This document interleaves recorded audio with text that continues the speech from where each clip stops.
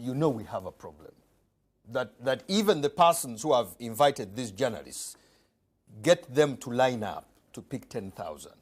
And eventually what happens, journalists start reporting where they are going to get the 10,000.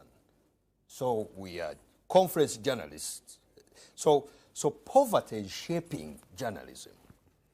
In an economy where poverty shapes legislation, you see, when you see journalists lining up to pick transport refund, MPs also line up to pick monies, and that shapes, and that shapes legislation.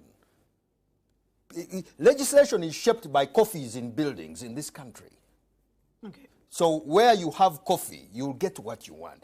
The problem of this country is poverty.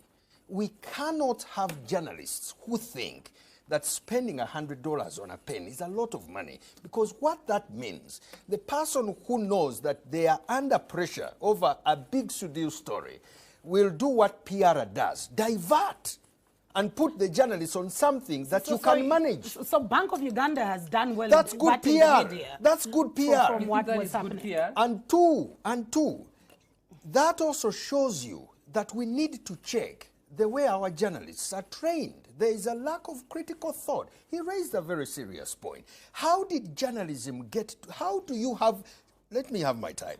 How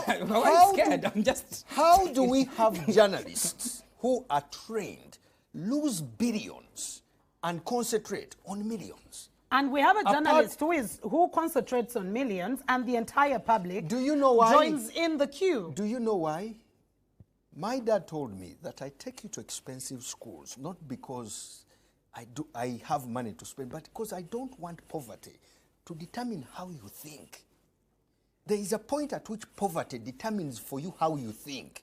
You see big things which are not big because you are broke.